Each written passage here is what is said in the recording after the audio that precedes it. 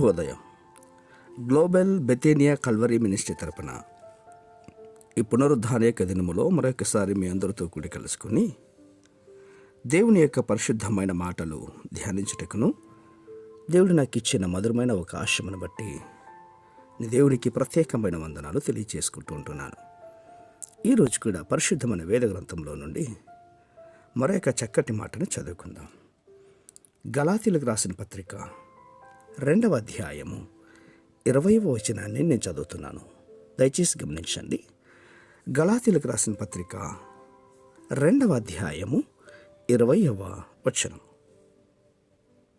నేను క్రీస్తుతో కూడా సిలువ వేయబడుచున్నాను, ఇకను జీవించువాడును నేను కాను, క్రీస్తే నా యందు జీవించుచున్నాడు.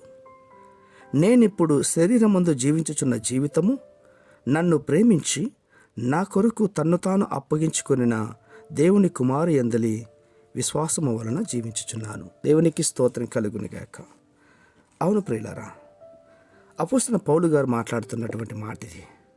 నేను క్రీస్తుతో కూడా సిలువ వేయబడి ఉన్నాను అని మాట్లాడుతుంటున్నాడు. ఇక నేను జీవిస్తున్నటువంటి జీవితం నాది కాదు, క్రీస్తే నాతో జీవిస్తున్నాడు అన్నటువంటి ఒక గొప్ప వర్తమానాన్ని బయలుపరుస్తుంటున్నాడు. అవును, ఒకప్పుడు దూషకుడును, హింసకుడును, హానికరుడును అయినా కూడా దమస్కు మార్గంలో పునరుద్ధానుడైనటువంటి యేసుక్రీస్తు వారు ఆ పౌలు గారిని దర్శించాడు. ఒకవేళ అక్కడ పౌలు ఒక ప్రఖ్యాత ప్రసంగికుడు ఎవరైనా కూడా సరే కలుసుకొని ఉంటే పౌలులో ఏ మార్పు సంభవించేది కాదు. అయితే పౌలు అక్కడ సిలువ వేయబడి ఉన్నటువంటి యేసుక్రీస్తుని కలుసుకున్నారు. అంతే, అక్కడే పౌలు యొక్క జీవితంలో ఒకానొక మహాద్భుతము సంభవించింది. అక్కడి నుండి పౌలు గారి యొక్క జీవితం సరాసరి సిలువ మీదకి వెళ్ళిపోయింది. అక్కడ తాను సిలువ వేయబడి చనిపోయాడు. అది మొదలుకొని పౌలు అంటూ ఒక వ్యక్తే లేకపోయాడు. నేను చచ్చిపోయాను అని ఆనందంగా చెప్పుకుంటున్నాడు పౌలు గారు. క్రైస్తత్వం అంటే ఈ లోకం అడుగుతున్నటువంటి ప్రశ్నలకు లేఖనం ఇస్తున్నటువంటి తిరుగులేని నిర్వచనం ఇదే. అవును, అసలు సిలువ అంటే ఏంటి? సిలువ శాపగ్రస్త మరణాన్ని సూచిస్తుంది.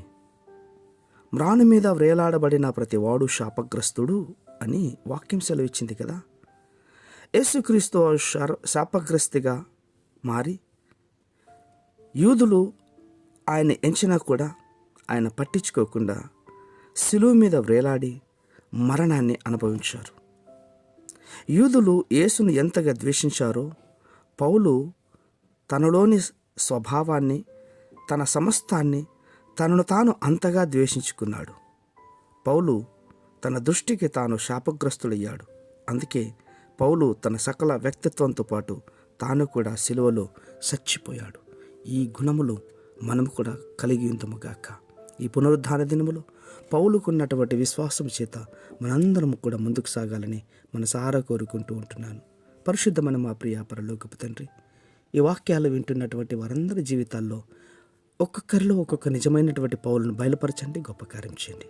కుటుంబ సమేతంగా నేను ఆరాధించే గొప్ప తత్వాన్ని మీరు మాకు దయచేస్తున్నందుకు స్తోత్రాలు అర్పించుకుంటూ చిన్న ప్రార్థనను మా రక్షకుడిని యేసయ్య నామమున బట్టి అడిగి వేడుకొని పొందుతున్నాం మా తండ్రి.